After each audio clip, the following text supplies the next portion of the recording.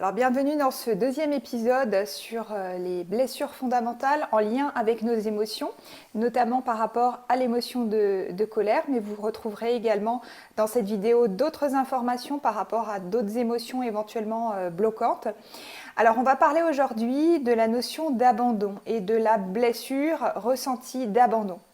En général, elle se passe plutôt initialement entre 1 et 3 ans, avec le parent du sexe opposé. Et donc ce qui est ressenti, c'est vraiment un manque de nourriture affective ou un autre genre de nourriture désirée. Ça peut être vraiment tout à fait dans le respect, l'aspect justement nourriture, l'alimentation également, bien sûr dans les besoins fondamentaux, mais pas seulement, il y a aussi la nourriture en fait psychique et émotionnelle. Donc, on avait vu dans le premier épisode qu'à chaque blessure, en fait, on va en fait par protection au niveau de notre ego développer la notion de masque. C'est en fait une de nos facettes de notre personnalité que nous allons justement développer pour prendre le contre-pied de cette blessure et pour nous protéger. Donc, dans le cas de l'abandon, le masque correspondant est celui du dépendant. Je vais donner aussi clairement les caractéristiques, donc je rappelle, qui sont toujours d'après au niveau de la source Lise Bourbeau, dans les 5 blessures de l'âme. Caractéristiques tout d'abord physiques, éventuellement. Et comme je vous l'avais dit dans le premier épisode, parfois on peut avoir en fait un ensemble de blessures qui vont être mélangées, souvent elles marchent par paire, et donc si vous ne vous retrouvez pas complètement dans cette description physique, ce n'est pas grave, essayez quand même d'écouter ce qui peut correspondre avec votre tempérament, avec ce que vous ressentez au plus profond de vous. Quand on a la blessure du dépendant, donc physiquement, les personnes sont plutôt longues, minces, élancées. Il peut y avoir globalement un petit peu un manque de tonus, un peu un affaissement, les jambes faibles, des fois le dos qui va être légèrement courbé, des bras qui peuvent sembler trop longs, qui pendent le long du corps avec des parties un petit peu flasques ou tombantes. Donc des personnes plutôt assez grandes qui ont un regard un petit peu qui tire clairement vers la tristesse. Par rapport aux mots qui sont utilisés, ces personnes vont répéter fréquemment absent, l'absentéisme, la notion d'être seul, je suis seul, je ne supporte pas, je me fais manger, bouffer par quelque chose, ou bien on ne me lâche pas.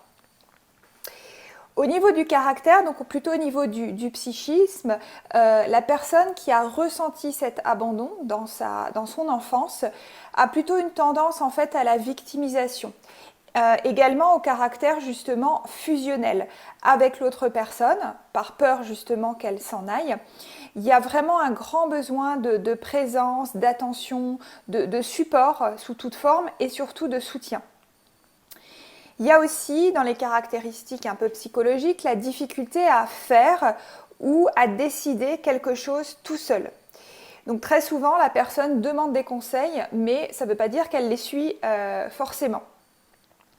Elle peut avoir aussi une voix d'enfant, ça je l'ai un petit peu oublié dans les caractères physiques, mais en fait ce qu'il y a derrière tout ça, c'est que voilà, c'est vraiment ce petit côté enfantin, d'avoir envie d'être prise en charge, d'avoir une difficulté à se positionner, à dire non, mais aussi à accepter un refus. Le non, c'est dans les deux côtés, c'est à la fois le dire mais aussi l'accueillir. Quelqu'un qui va être plutôt globalement avec l'émotion de tristesse, qui va pleurer facilement. On va voir maintenant le lien aussi avec la colère parce que vous savez que derrière chaque émotion, c'est un petit peu comme des couches d'oignons. On en a une majoritaire, mais derrière, on a aussi cette colère qui va arriver. Le côté victime, c'est l'envie en fait d'attirer la pitié. Il y a beaucoup d'alternance entre un jour joyeux, un jour triste. Il y a cette envie en fait de s'accrocher aux autres. Cette tendance en fait psychique aussi de rechercher parfois l'indépendance et puis aussi de s'oublier. On va un petit peu voir maintenant les différentes peurs propres à justement la blessure d'abandon. La plus grande peur, en fait, pour la personne qui s'est sentie abandonnée, c'est la solitude. Donc, je parlais justement de cette frustration, de cette colère également, qui peut en jaillir, puisque cette personne ne voit pas, ne voit pas forcément cette solitude, hein. Il s'arrange pour être rarement seul. Il y a vraiment cette envie, hein, de fusionner avec l'entourage. Et lorsque la personne est seule, il peut éventuellement tenter de faire croire, hein, qu'il est bien seul, sans ses occupations, mais généralement, il y a une recherche fébrile d'occupation pour passer en fait le temps. C'est comme une compensation en fait du vide intérieur. Il y a la télévision, par exemple, le téléphone, qui vont lui tenir particulièrement compagnie lorsqu'il n'y a personne physiquement présent dans son entourage. Il y a voilà, cette grande peur en fait, de solitude toujours en lui, même s'il est entouré de personnes. Il peut avoir une famille, il peut avoir des amis, il peut avoir un conjoint. Voilà, il y a toujours une tristesse en fait, dans le fond de son personnage. Et derrière cela, hein, encore une fois, cette envie parfois d'être aimé, en fait, hein, surtout d'être aimé pour qui l'on est, ce besoin de reconnaissance, ce besoin d'être prise en charge qui peut entraîner une énorme frustration et beaucoup de colère quand justement ce n'est pas le cas, parce qu'on va le voir en fait, hein, vous le savez, que dans tout chemin finalement initiatique, qui est je pense pour tout un chacun le chemin de vie, il y a justement à aller se donner, en fait, cette responsabilité, à aller se donner à soi, ou en faisant éventuellement une demande non violente à l'autre, mais d'abord à soi-même, tout ce qui est ressenti en fait comme manque et comme faiblesse. Au niveau alimentation, alors contrairement à la blessure de rejet, la personne qui a ressenti l'abandon a plutôt un bon appétit. Donc on avait vu le rejet, c'est une tendance, encore une fois, hein, ce n'est pas forcément systématiquement le cas, il y a une tendance, un potentiel à l'anorexie. Pour la blessure d'abandon, c'est plutôt la boulimie. Généralement une préférence pour les aliments qui sont un peu mous, et généralement les personnes aussi ils sont assez lents, donc ils vont manger très lentement. Au niveau plutôt santé, donc pareil, il y a des fragilités spécifiquement pour le dos, au niveau également des bronchites potentielles, de l'asthme, des migraines également. Il peut y avoir une fragilité au niveau des glandes surrénales, tendance à la myopie éventuellement, à l'agoraphobie, et bien sûr aussi à la dépression, hein, avec bien sûr certains cas de psychose. Alors, donc pour résumer un petit peu, l'abandon donc est vécu avec le parent de sexe opposé. Le dépendant, il se sent facilement abandonné par les personnes de son entourage, et notamment du sexe opposé. Et en fait, il est porté plutôt à les accuser, ces personnes de sexe opposé, plutôt que de s'accuser lui-même. Et lorsqu'il vit une expérience d'abandon plutôt avec cette fois-ci quelqu'un du même sexe, là, il va en fait s'accuser lui-même, croyant qu'il n'a pas en fait assez porté d'attention à l'autre, ou qu'il n'a pas supporté la bonne attention. Il arrive fréquemment que ce qu'il croit être une expérience d'abandon avec les personnes du même sexe soit plutôt du rejet. Alors, la grande différence, donc comme on l'a vu, en fait, ce qui se passe, c'est que pour le rejet, généralement, c'est la personne du même sexe. L'abandon, donc, c'est la personne du sexe opposé. C'est ça la grande différence. Donc, par exemple, une petite fille qui, dans son enfance, a eu l'impression que son papa, en fait, n'était pas présent, ça peut être vraiment typiquement une blessure d'abandon. Par contre, si c'est sa maman qui est effectivement fréquemment occupée à aller travailler, qui ne lui apporte pas l'attention dont elle aurait besoin, là, on va être effectivement plutôt dans le rejet.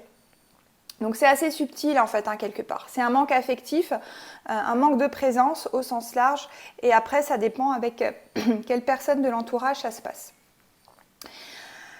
Alors, quand est-ce qu'on sait qu'on peut vraiment mettre le masque en fait du dépendant? Donc, lorsque la blessure d'abandon finalement est activée. Donc, généralement, ce qui se passe surtout, c'est qu'on devient en fait comme un petit enfant qui a besoin justement de protection, d'attention, qui peut vraiment, mais comme trépigner, pleurer, même si c'est des larmes en fait qui sont à l'intérieur, qui va avoir un caractère plaignant, comme s'il était en fait soumis à quelque chose qui le dépasse, qui est beaucoup plus fort que lui, qui croit plus fort que lui, et qui croit en fait qu'il ne peut pas y arriver seul. Alors souvent le masque aussi fait faire des pirouettes pour éviter que finalement on soit laissé ou pour avoir plus d'attention. N'oubliez pas hein, que ce côté victime, c'est en fait pour attirer de l'attention, pour aussi prendre l'énergie de son entourage à ce niveau-là. C'est une forme voilà, d'absorption d'énergie. Il peut même donc éventuellement vous convaincre d'aller jusqu'à vous rendre malade ou être victime de différents problèmes en fait pour obtenir le support et le soutien que vous recherchez. Donc des personnes, je cite un exemple, mais par exemple qui sont hypocondriaques, qui ont peur en fait d'être malades, qui vont s'en plaindre, il y a souvent cette blessure en fait d'abandon qui est activée. Alors quand est-ce qu'on va voir finalement que ça va être l'ego qui prend toute la place et justement là où ça va être souffrant, là où en fait on va se faire mal. Alors le dépendant, justement, souvent il aime bien faire l'indépendant et dire à qui veut bien l'entendre à quel point il se sent bien seul et qu'il n'a besoin de personne. Donc ça c'est vraiment l'ego hein, qui va aller dans le sens opposé entre ce qu'il ressent et ce qu'il va dire. Quand on se fait souffrir, hein, c'est vraiment quand on alimente sa blessure. Finalement, c'est chaque fois qu'on s'abandonne soi-même. Donc, on abandonne un projet qui nous tient à cœur, qu'on se laisse tomber, qu'on ne s'occupe pas assez de soi, qu'on ne se donne pas assez d'attention en fait, dont on a besoin. Il fait peur souvent aussi aux autres, cette personne hein, qui a cette blessure, car il s'accroche trop à eux, donc ça peut être assez étouffant. Et souvent justement, c'est un cercle vicieux, donc le schéma se reproduit et il se retrouve finalement à nouveau seul.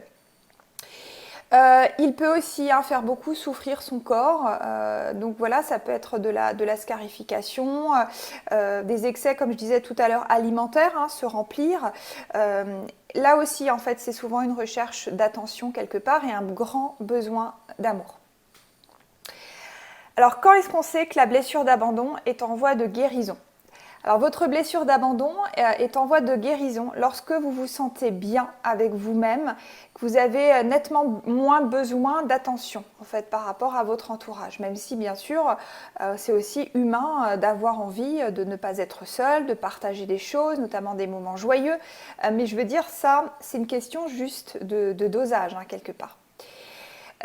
Aussi de prendre la vie de façon moins dramatique, un peu plus légère. Ça, c'est des signes aussi vraiment qu'on est sur la guérison de cette blessure.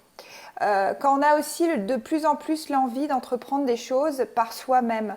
Et même si les autres, en fait, ne vous appuient pas, vous sentez qu'au fond de vous, vous retrouvez cette énergie de continuer. Vous êtes moins dépendant du regard des autres, vous avez moins besoin de reconnaissance ou en tout cas, vous avez réussi à vous apporter, à vous nourrir au niveau de votre propre besoin de reconnaissance.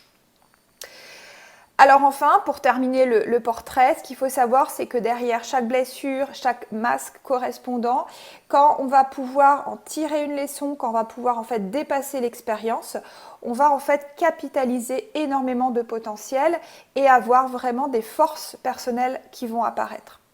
Donc souvent, hein, derrière le dépendant, il y a une personne qui est vraiment habile, à savoir qu'elle sait ce qu'elle veut, qu'elle est tenace, qu'elle est persévérante dans ses demandes, qu'elle ne lâche pas prise quand elle est déterminée justement à obtenir quelque chose.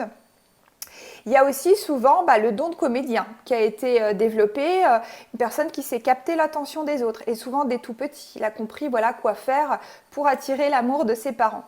Ça peut être vraiment des personnes qui vont ensuite, quand elles seront libérées, retrouver leur naturel qui est gai, qui est plutôt enjoué, sociable, qui reflète la joie de vivre.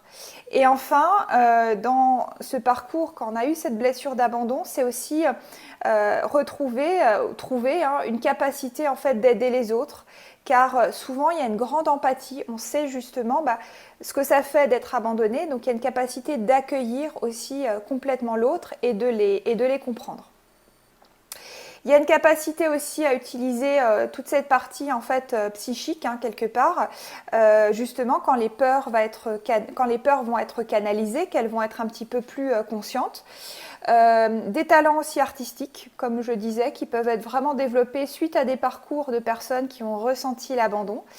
Et une capacité, en fait, un rééquilibrage aussi à se retrouver dans des moments plutôt de solitude, mais en étant bien avec soi-même.